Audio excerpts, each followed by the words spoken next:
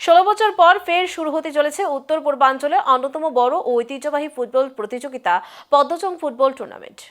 মন্ত্রী টিঙ্কু রায়ের উদ্যোগে এই টুর্নামেন্ট শুরু হতে যাচ্ছে কৈলাসহর কলেজ স্টেডিয়ামে। টুর্নামেন্ট শুরুর খবর ছড়িয়ে পড়তেই গোটা 59 জেলাসহ ফুটবল প্রেমীদের মধ্যে ব্যাপক উৎসাহ তৈরি হয়েছে।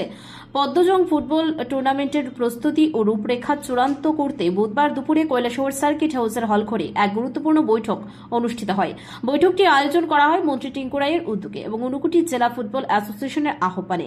এই বৈঠকে উপস্থিত ছিলেন মন্ত্রী টিঙ্কু রায়, 59 জেলা ফুটবল অ্যাসোসিয়েশনের সভাপতি অরুণ সাহা, জেলা পরিষদের সভাধিপতি অমলেন্দু দাস, জেলা শাসক ডক্টর তমাল মজুমদার, কৈলাসহর পৌর পরিষদের চেয়ারম্যান চপলার্নি দেবরায় সহ একাধিক জনপ্রতিনিধি ও ক্রীড়া সংগঠনের নেতৃত্ব। এছাড়াও উপস্থিত ছিলেন ত্রিপুরা রাজ্য ফুটবল অ্যাসোসিয়েশনের সহসভাপতি শুভেনজিৎ সিনহা, যুগ্ম সচিব তপন সাহা এবং বিশিষ্ট কোচ সুভাষ বোস।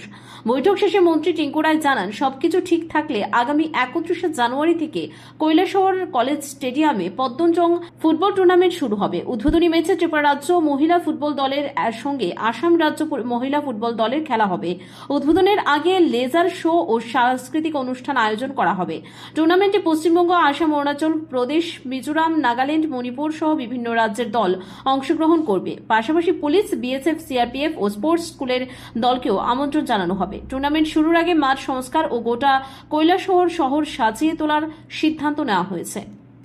বলতে আজকে খুশি হচ্ছে, আমরা অনেক বছর পর, প্রায় 15 বছর পর আমরা কৈলাসহরে পদ্মচং ফুটবল হবে এই আশা নিয়েই আমরা 2025-এর শেষ দিনে আমরা বৈঠকে বসেছি।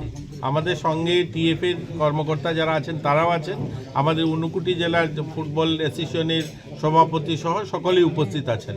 আমরা আগামী 31 তারিখ জানুয়ারি, অর্থাৎ একদম শেষ দিনে জানুয়ারি মাসে আমরা প্ল্যান করছি 2026-এর যে পদ্মচংটা যেন পুনরায় আমরা কৈলাসহরে অনুষ্ঠিত করতে পারি।